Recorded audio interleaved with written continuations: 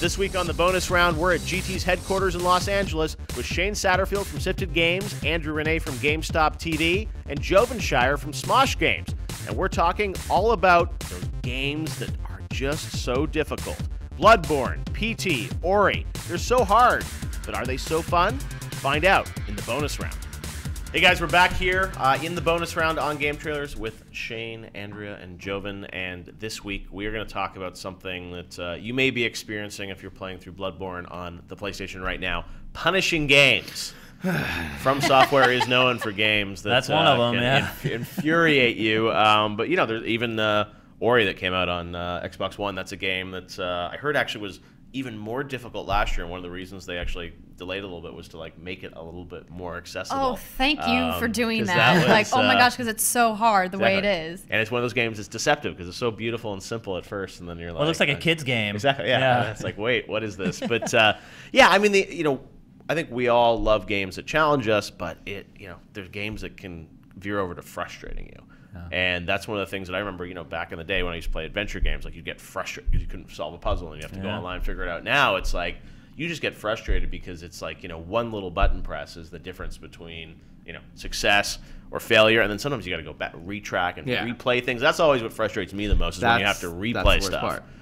Which, used to be like back in the PC days, games would be hard, but you'd be like quick saving and quick loading. Oh, yeah. F5, F7 or whatever, and that would be fine because you wouldn't lose your progress. But some of these console games, it's like, you barely get through something and then you die later and you're like, I gotta do that again. And then even worse with some games, like you lose the items that you just had and you couldn't beat it then with the items and now you don't have the items. It's like how am I supposed to continue? Well, the Souls games before Bloodborne, when you would die, when you respawn, your maximum health bar was even smaller. Exactly, it's like, how is that supposed to help you get through something that you weren't able to get through? Yeah, no, so these punishing games, I mean, as we all have less time, there are more opportunities to play games on different platforms. I mean, is that an attraction to you that a game is a real challenge? No, I hate rage games. Right. Like trying to play through Dark Souls, and like people's arguments like, no, it's not a broken game, you just don't understand it, it's difficult for a reason. I'm like, no, this game is bad and I don't want to play it because I'm not happy anymore. That's why we play video games.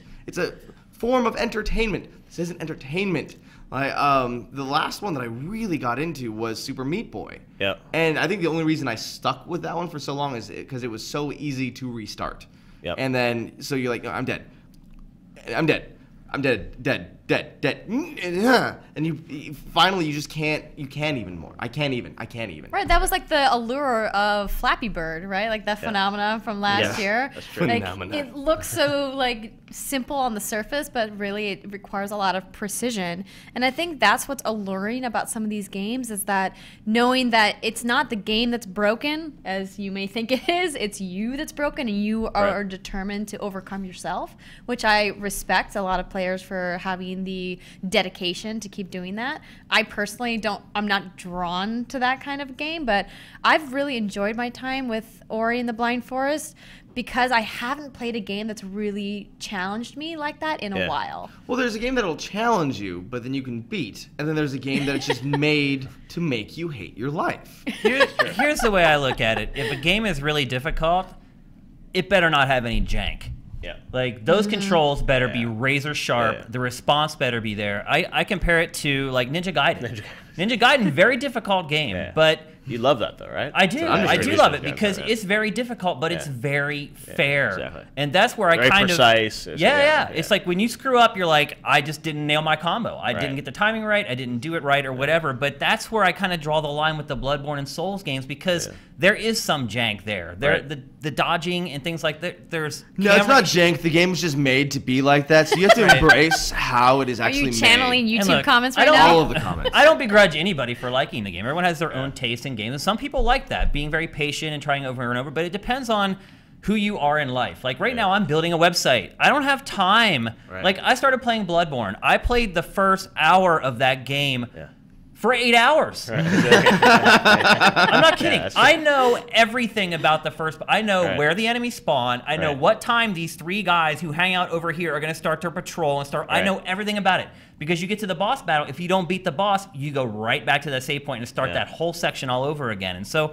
it's different strokes for different folks. No, but that trial and error stuff, I mean, just it's tough when you buy a game, you just want to get through it. Yeah. And at some point, I'm sure you're just like, okay, I'm gonna go to YouTube and watch the rest. But it's your perspective, right? It's your perspective. Right. No, I think and people do like that challenge. The question is, games should be able to adapt, right? And that's one of the things, like when you pick your difficulty level, it's like if you want it to be, you want to play on easy, you can play on easy. And a lot of these other games, a game like Bloodborne, if you want to get through it, I mean, it's a badge of honor. Yeah. But at the same point, it is frustrating. Yet, I mean, everyone loves it.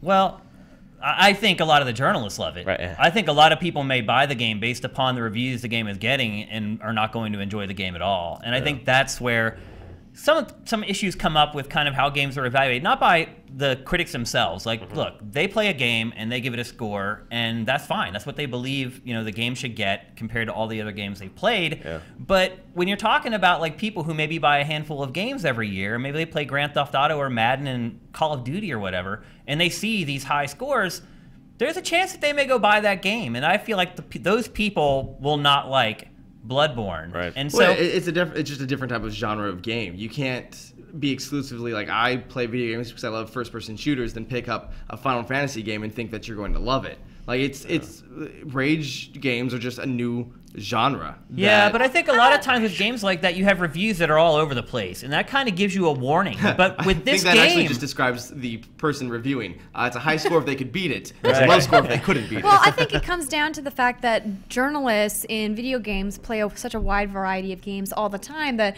exposure is so much higher for somebody who is working in the games media business than the average consumer. And so when a journalist comes across a game that's really well designed and really well built and gives them a challenge that they haven't seen and not the same thing that they're seeing year after year like you're seeing with these tentpole franchises, then it's exciting to the community. And that's why I think we're seeing a lot of people from many different outlets, YouTubers and traditional media alike, being really excited about Bloodborne. but I mean, we did just get Dark Souls 2 not that long ago, and Dark Souls before that, and Demon Souls before that. So I mean, this franchise is kind of turning into that cash cow. So Well, that's what I liked about Bloodborne was like, okay, I get what it is. It's a game that's gonna make me rage, but it has better control than Dark Souls. It does, so it's better yeah. than that. All right, maybe I'll like this one. And then I played it for a little bit, and then I broke the controller, and then I don't like rage certainly games. not for everybody. Yeah. Now there are other games that are difficult, but I think people have fun with them. Like I remember PT that came out last year from Kojima, and that was a game that is like.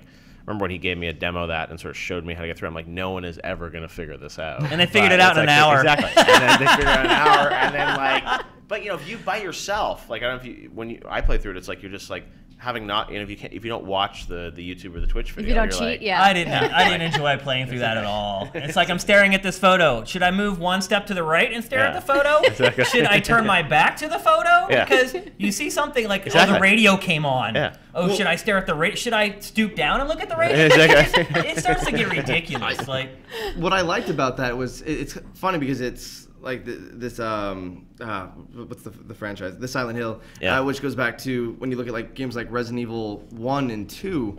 It was in the first game where I was stuck on this puzzle. It wasn't a puzzle because there wasn't anything to solve. It was just that I had to look at a book, then go into my items, and then like open up the book and then rotate it around. I'm like, this was before the internet. I'm like, what am I supposed to do? I can't play this game anymore. Like they'll make a puzzle that's not actually a puzzle. It's just let's see how lucky you can get to figure this out. and that's what's kind of funny you bring it up. Like, that's the way games used to be. Right, like, yeah. games used to be really hard. Yep. And Yeah, like you look at didn't the have Grim Fandango remaster that no one knows how to play unless they watch the old walkthroughs, right? Is that true? Nowhere to go. Yeah, exactly. You had no internet. There Yeah. were no cheat codes or magazines or Yeah. anything. You had to Need talk your to your game genie. friends. Exactly. Yeah. You hoped Plug that in. you hoped that either you had friends to come over and play with Yeah. you or someone else who was playing the game, and you Yeah. would get on your phone that had a cord attached Yeah. to it, and you would Yeah. compare notes and try to get. I mean, Or in call some the ways, Nintendo. I used to call the Nintendo hint line. The hint and, line, try to, yeah. figure out how to Pay get your through this 50 part. cents or whatever it was. Yeah, like I'm having trouble beating this boss. What should I do? But I do kind of like that too, and I think you see some of that with Bloodborne as well. It's like it's great for water cooler talk. Like people get stuck and they come in and they kind of share their stories about, oh, well, I tried this weapon and this technique, and that element of the game I do like. It does kind of bring back that old school aesthetic that we had back in like the 80s with video games. But it's it's tough. Like, that game is not for everybody. And again, you know, people a lot of times don't read reviews. They just go and they look at Metacritic and they look at that Metascore. And with the score it's at right now, I think there's going to be some unhappy consumers over the next 2 months who pick that game up and are like, what the hell is this? Like, well, I also think like it's hard to stay away from information on the internet. And like the reason I heard about Bloodborne, the first thing I heard about was this isn't Dark Souls. Like, it's a lot like Dark Souls, but it's not Dark Souls. We're in a generation that lives on the internet. Information gets thrown at our faces, whether we're looking for it or not. So I feel like it's hard not to know. Like, this is what this game is. Yeah. I think there's just more education, or there's more outlets for people to be talking about. Well, I assume that people who really enjoy these kinds of difficult games take pride that they don't have to look at walkthroughs and take pride that they don't have to like get help from anybody to beat these bosses and do these things. They like to do it on their own. I have no shame whatsoever in looking up walkthroughs. Like, I'll do a boss like 3 or 4 times, and then if I can't beat it, I like look it up and move on, because for me, it's about, you know, like the experience of the whole game. I don't play games on the hardest difficulty unless it's like my 2nd or 3rd playthrough. And very few games I go back and play through all the way through again. Also, Bloodborne was outsold in the UK by Hardline the week it came out. So maybe to your point, maybe people did get the message that this is a really difficult game and they're just staying away and not purchasing. Well, that's also a franchise versus a new IP. Like, people know that people know what Battlefront is. They might not know what this game is. Battlefield. Hardline. Oh, God, Battlefront. When's that come out? Hardline had been out for a couple weeks already. Yeah. And then Bloodborne came out and Battlefield still beat it. So I think also, maybe there's something there. Well, and you know, those Souls games, they were, I mean, critically acclaimed too. And I mean, they never were massive sellers. Yeah, they usually hit around 2 million worldwide when it was all said and done. And they do fine, but it's like they don't do 10. So anyways, all right. Look at how janky the game is. For Game of the Year last year. Yeah, well, no, I think the critics love them, right? That's the thing. It's like, you know, they said critically get acclaimed, but consumers maybe us critics hate ourselves. They like a challenge. All right, when we come back in the bonus round next Sunday, we're going to be talking about the rise of eSports. We'll see you then.